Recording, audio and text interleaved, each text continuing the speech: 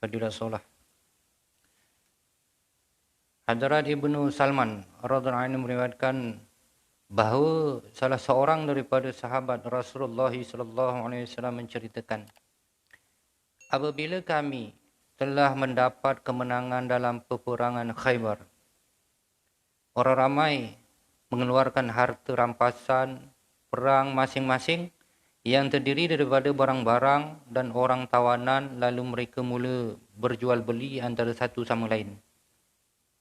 Seorang sahabat datang memberitahu Rasulullah sallallahu alaihi wasallam, "Wahai Rasulullah, tidak seorang pun di lembah ini yang mendapat keuntungan seperti keuntungan yang saya peroleh hari ini." Rasulullah sallallahu alaihi wasallam bertanya, "Bertuah, berapa banyakkah kandungannya?" Dia menjawab, "Berapa banyakkah keuntungannya?" Dia menjawab, "Saya terus menjual dan membeli sehingga saya mendapat keuntungan sebanyak 300 uqiyah perak." Baginda sallallahu alaihi wasallam bersabda, "Saya akan memberitahu kamu perkara yang lebih menguntungkan yang akan diperoleh oleh seseorang." Dia bertanya, "Apakah itu wahai Rasulullah?" Jawab baginda sallallahu alaihi wasallam, 2 rakaat solat sunat selepas solat fardu.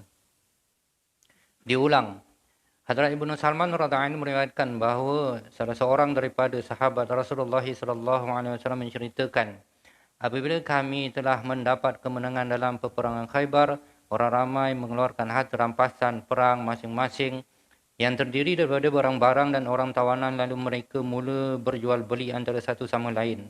Seorang sahabat datang memberitahu Rasulullah sallallahu alaihi wasallam, "Wahai Rasulullah, tidak seorang pun di lembah ini yang mendapat keuntungan seperti keuntungan yang saya peroleh hari ini."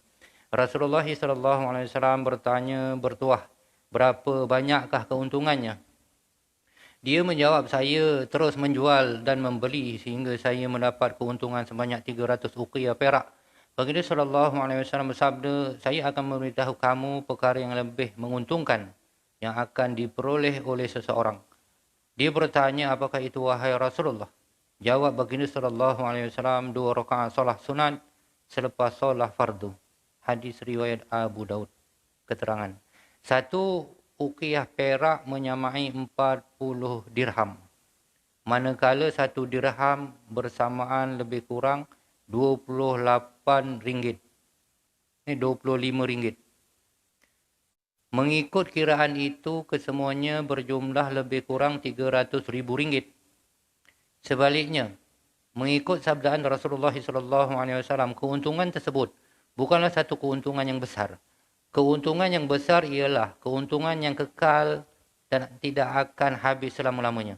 Sekiranya iman kita benar-benar sampai ke tahap yang tinggi, sehingga wang sebanyak 300,000 ringgit itu tidak bernilai berbanding dengan 2 rakaat solat, maka kehidupan kita pasti akan bahagia. Sebenarnya solat begitu bernilai. Oleh sebab itu Rasulullah SAW menyatakan bahawa penyejuk mata baginda adalah dalam bersolat.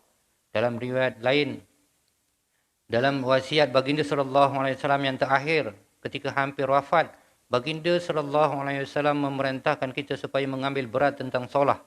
Wasiat tersebut telah diriwayatkan dalam banyak hadis. Sayyidatina Ummu Salamah radhiyallahu anha berkata, ketika baginda SAW hampir wafat, lidah baginda yang mulia tidak dapat lagi mengeluarkan kata-kata dengan sempurna. Dalam keadaan sebegitu pun, baginda masih bersungguh-sungguh menekankan solat dan menyuruh menunaikan hak-hak hamba sahaya. Begitu juga telah diriwayatkan oleh Sayyidina Ali radhiyallahu anhu bahawa perkataan terakhir Rasulullah ialah perintah mengambil berat tentang solat dan takutkan Allah dalam perkara-perkara yang berkaitan dengan hamba sahaya. Alhamdulillah, semoga kita dengar, semalah dapat kita ambil tibar amalan sampai insyaAllah. Sudahi dengan tasbih keras subhanallahi wa bihamdihi subhanakallahumma wa bihamdika asyhadu an la ilaha illa anta astaghfiruka wa atubu ilaih. Subhana rabbika rabbil izzati amma yasifun wa salamun alal mursalin walhamdulillahi rabbil alamin. Taqabbalallahu minkum.